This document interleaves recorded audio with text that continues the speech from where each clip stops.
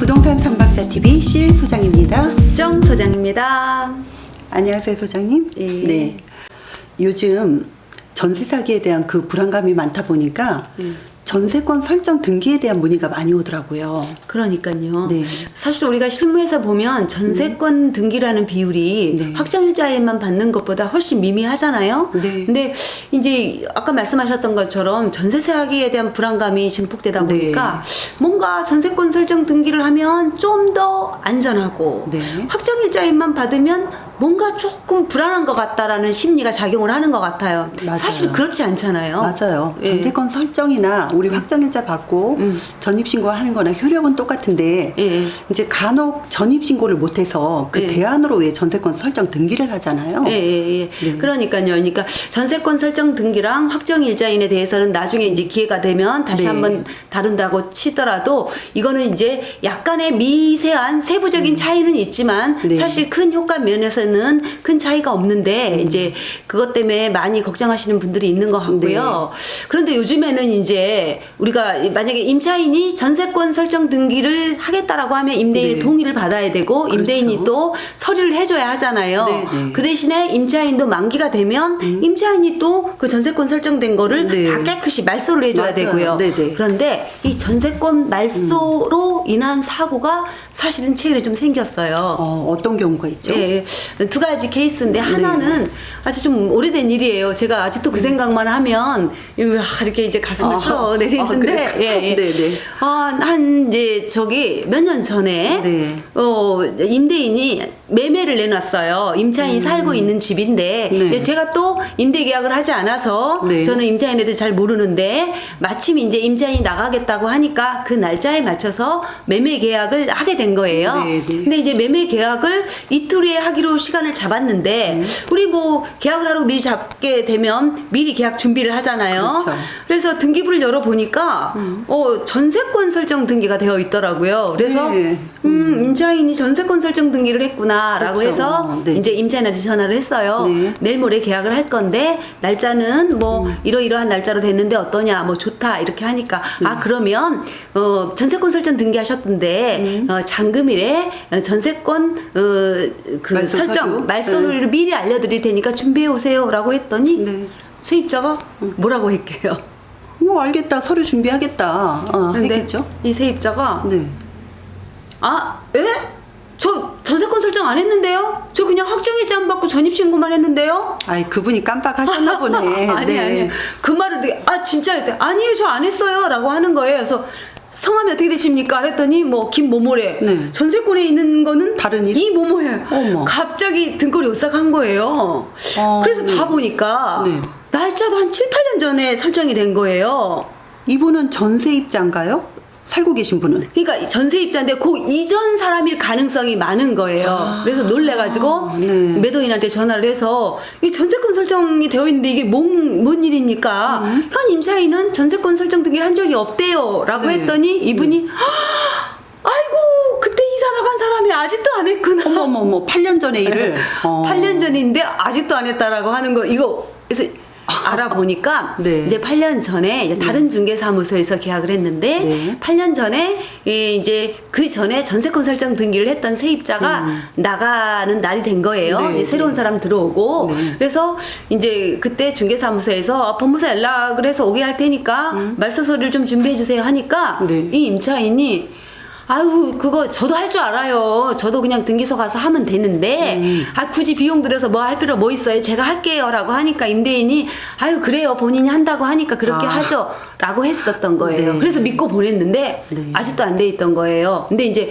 여기서 문제가 만약에 현재 임차인이 한 2년만 살고 나갔다든가 이러면 새로운 세입자를 또 계약을 할 때 등기부를 그렇죠. 열어서 네네. 봤으면 확인할 수 있었잖아요. 그렇죠. 이분이 그냥 자동 연장으로 7, 8년을 쭉 살아서 한 분이 그럼 8년을 사신 거네요? 네, 그래서 그 사실에 대해서 다 잊어먹고 그러네요. 기억을 못했던 거예요. 근데 더구나 이제 사실은 이제 제가 매매 계약 때문에 이 사건을 알게 됐지만 매매 계약도 계약이지만 이 전세권 말소가 안 된 상태로 계속 있으면 야, 임차인도 네. 사실은 후순위로 밀리는 거잖아요. 그렇죠. 이게 이제 보통 일이 아닌 거예요. 그래가지고 임대인하고 매도인하고 저하고 이제 혼비백산 해가지고 7, 8년 전에 이사 나간 김모모 씨를 찾는다. 근데 이게 쉬운 게 아니잖아요. 아, 그러네요. 예, 이게 뭐 그때 당시에는 또 뭐 전화번호도 오래되면 뭐 번호 이동으로 바뀔 수도 있고 그렇죠. 이래가지고 진짜 한 3일 동안에 온갖 군데 다 수소문하고 예전에 기록 다 찾고 해가지고 겨우겨우 이제 가족을 찾았어요. 결국 찾았어요? 예, 예. 그래서 찾아가지고 이제 제가 떨리는 가슴으로 네. 임차인한테 전화를 했어요. 안녕하세요. 공공시에 있는 공공부동산입니다. 이 공공아파트 몇 동 몇 호에 거주하신 적이 있으시죠? 라고 하니까 이분이 첫 마디가 전세권 설정이요? 어머, 어머. 등기 말소요? 이러는 거예요. 기억하고 있는 기억을 거예요. 하고 있네. 다행이네요. 그나마. 그러니까 본인도 그걸 했어야 되는데 안 하다 보니까 네, 마음에 네. 남아있던 거여서 저도 모르게 기억해 주셔서 감사합니다. 그렇죠. 예, 예. 그 말소 등기가 안 돼 있는 바람에 지금 매도인이, 이제 임대인이 요거를 팔거나 이런 것도 문제가 있고 임차인도 지금 임대보증금을 보호받는데 문제가 생길 수도 있어서 그렇죠. 찾느라고 오래 걸렸습니다. 지금 어디에 계십니까? 제가 계시는 곳으로 법무사 직원을 보낼 테니까 전세권 말소 서류를 해주세요라고 했더니 이분이 저 제주도 출장 와가지고 내일 올라가요. 그리고 그 8년 전에 그 이야기를 또 하는 거예요. 그거 제가 할 줄 아니까 그 비용 들여서 비용 아끼게 그냥 제가 할 테니까 기다려주세요 하는데 아니 8년 전에도 그랬던 분이 그쵸? 그럼요. 그거를 믿을 수 우리가 없죠. 안 되죠. 이게 네. 이제 일이 순차적으로 진행이 돼야 되니까 그렇죠. 비용 제가 내겠습니다. 말소 비용 제가 낼 테니까 저희 법무사무소 통해서 직원 보낼 테니까 서류만 해주세요. 그랬더니 알았어요 해가지고 그 다음날 그분이 제주도에서 올라오자마자 네. 서류 받아가지고 잘하셨네요. 진행을 했어요. 그래서 모든 게 처리가 됐는데 만약에 네. 그 사람하고 연락이 안 됐다고 하면 이 임대인이 저기 다른 사람이 한 전세권 설정을 말소를 함부로 못 해요. 맞아요. 그거 저 궁금했거든요. 한번 못 네. 하고 이거를 또 소송을 통해서 진행을 해야 돼요. 그럼 또 시간도 걸리고 그렇죠. 복잡하잖아요. 네. 이제 매매 계약도 해야 되는데 근데 그렇죠. 다행히 진짜 7, 8년 전에 있는 사람을 찾아서 겨우 처리한 사례가 있어요. 그나마 너무 다행이네요. 근데 이것도 마찬가지예요. 우리가 이 삼박자 TV를 하면서 이야기를 하지만 사람을 믿다 보니까 해주겠지, 믿어야지 이러다 보니까 이런 식의 사고가 나기도 하는 거예요. 맞아요. 그리고 이제 이거는 그렇게 이제 임차인을 찾아서 해결한 사례인데 또 다른 케이스 하나 있어요. 네. 그것도 이제 임차인이 전세권 설정을 했는데 그거는 이제 임차인이 서류 다 해가지고 법무사랑 가서 다 말소를 하고 네. 말소 서류 접수증을 팩스로 다 보내줬어요. 그래서 말소 됐네. 임대인도 말소했대요 하고 넘어갔어요. 네, 네. 그런데 이제 한 2, 3일 후에 한 3, 4일 정도 지나서 말소가 잘 됐는지 등기부를 확인했더니 전세권 설정 등기가 그대로 있는 거예요. 말소 등기 접수증 왔다면서요? 예. 근데 여기서 네. 우리가 사실은 많이 접하지 않는 사례를 볼 수 있는데 임차인이 전세권 설정을 했으면 그 전세권을 담보로 한 대출을 받을 수가 있는 거예요. 근저당 설정이 되는 거예요? 예. 그래서 전세권 설정을 했기 때문에 왜 우리가 흔히 말하는 전세권은 물건이라고 하잖아요. 그렇죠.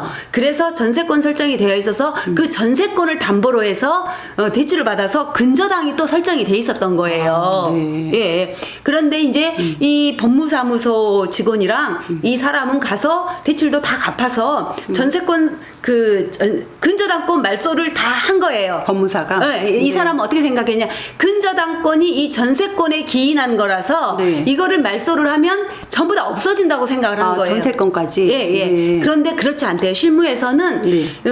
전세권도 말소를 해야 되고 이 근저당권도 말소를 해야 되고 각각 다 했어야 되는데 네. 이 근저당권만 하면 전세권까지 다 연결됐으니까 말소될 줄 알았는데 그게 아니었던 거예요. 그럼 별개의 물건으로 봐서 예. 각각 말소를 해야 되는군요. 예. 그런데 다행히 이거는 이제 요거는 중개사가 한 3, 4일 후에 등기부를 열어봤기 네, 때문에 다행이네요. 이거를 확인해가지고 바로 임차인한테 연락을 했더니 임차인도 아유 그래요? 아유 죄송해요 라고 바로 또 전세권 설정 말소를 해줘가지고 일이 끝났어요. 이것도 8년 동안 발견이 안 됐으면 아까 앞에 사례는 머리 똑같이 아프지. 예. 맞아요. 흔한 일이 아니다 보니까 꼭 기억을 해둬야 될 것 같아요. 그렇죠. 네. 예. 오늘은 정말 두 가지예요. 하나는 전세권 임차인이 제가 알아서 할게요. 저 믿으세요 해도 사람을 믿지 말고 네. 역시 서류를 믿게 당일날 꼭 동행하거나 네, 네. 아니면 위임해서 처리하도록 한다는 거 하고 네. 전세권 설정을 했을 경우 혹시 거기에 담보 설정을 하지 않았는지 네. 확인을 해서 두 개 다 말소해야 된다는 거. 네. 요거 한 번씩 꼭 짚고 넘어가실게요. 네, 정말 꼼꼼하게 짚고 넘어가야 될 사례들이었던 것 같아요. 네, 네. 오늘도 정말 유익한 내용이었던 것 같아요. 네, 네. 저희 방송 좋아요, 구독, 알람 설정 꼭 부탁드립니다. 감사합니다.